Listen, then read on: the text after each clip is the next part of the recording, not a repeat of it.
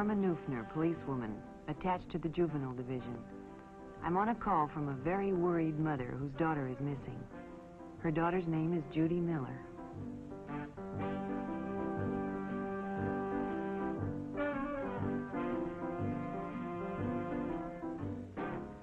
Judy enjoyed babysitting, but there weren't enough jobs among the people she knew, so she decided to advertise at the supermarket for extra work.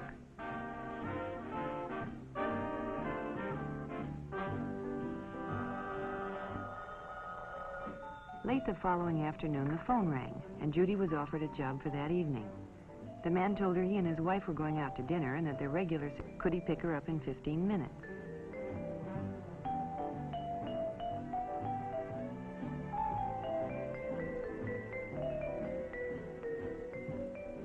Judy's mother hadn't returned when it was time to go, so she left a message by the telephone.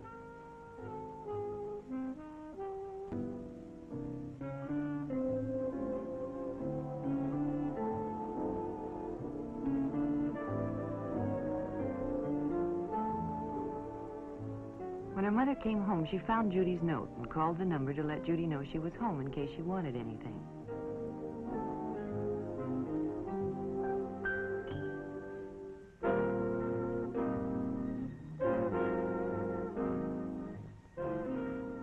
A woman answered, but she didn't know anything about Judy and told Mrs. Miller she must have the wrong number.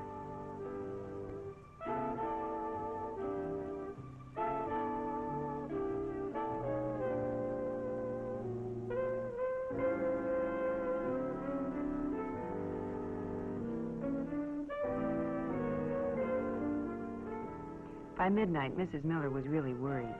She phoned the police and was transferred to juvenile. I took the necessary information and assured her we'd do everything we could. She'd have to try to be patient and wait. The waiting lasted almost a week. Then the report came in. Judy's body had been found on a lonely desert road.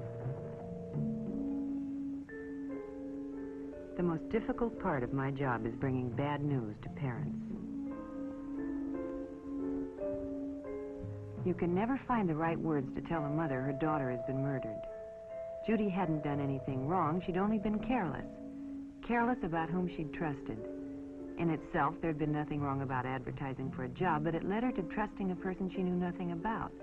A mentally sick person who used her innocent ad as an introduction to his act of violence.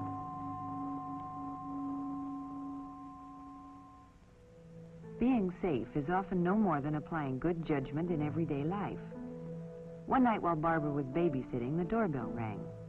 She didn't open the door, but called and asked who it was. A stranger said his car had broken down and could he use the phone. Barbara was very polite, but she told him she was babysitting and expecting a call from her parents. However, she was sure the next-door neighbors were home and perhaps he could use their phones. The stranger thanked her and left. Now, Barbara had been polite and helpful, but she hadn't taken any chances. And when her father called, she was safe.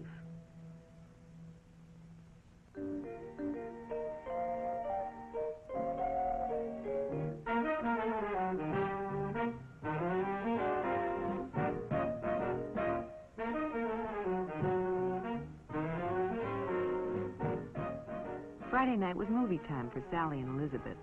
Their parents alternated weeks, taking them and picking them up. Friendships are easily made in a crowded theater, and when two older boys struck up a conversation and moved next to them, they were secretly pleased.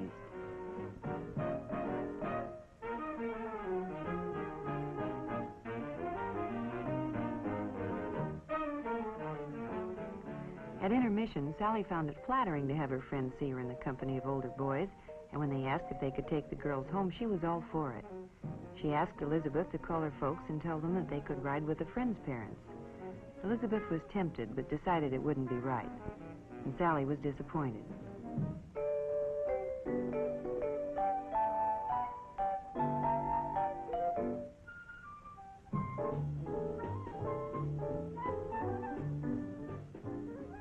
When the show was over and they were leaving, the boys suggested that if Elizabeth couldn't go with them, why didn't Sally come?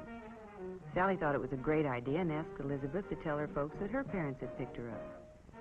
Elizabeth didn't like the idea, but Sally insisted. So, Elizabeth left alone.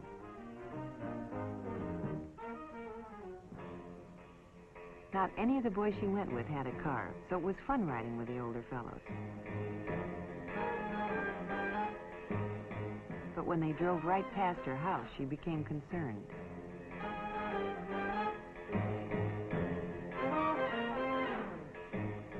When they arrived at Lookout Peak, she was frightened.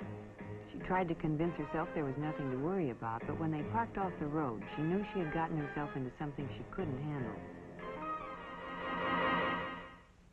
At midnight, her parents became alarmed and called the Nelsons. Yes, Elizabeth was home. Hadn't they picked up Sally? No, over an hour ago. Well, of course she could talk to Elizabeth. Between guilty tears, Elizabeth told what had happened. Sally had been found, dazedly walking down the road from Lookout Peak. It was a night they'll long remember. In fact, Sally may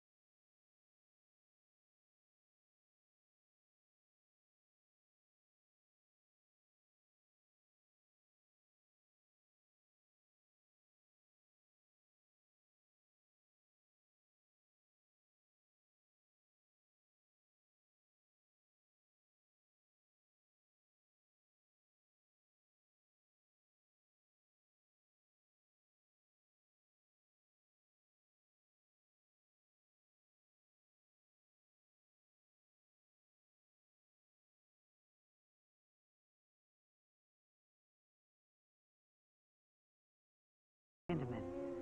Mary knew things were getting out of hand because Bob became more and more demanding, but not wishing to lose his friendship or the prestige she enjoyed from her friends for having an older boyfriend, she complied with his desire.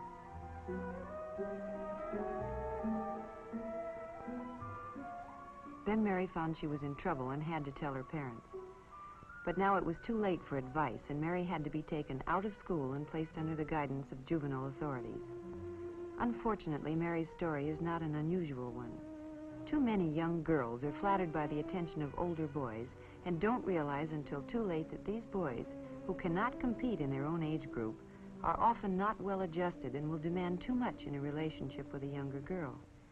You see, it's often the things that are done without thinking that get young people into trouble. Trying to move too quickly into a world of grown-ups with a young person's faith often cause heartache and disaster.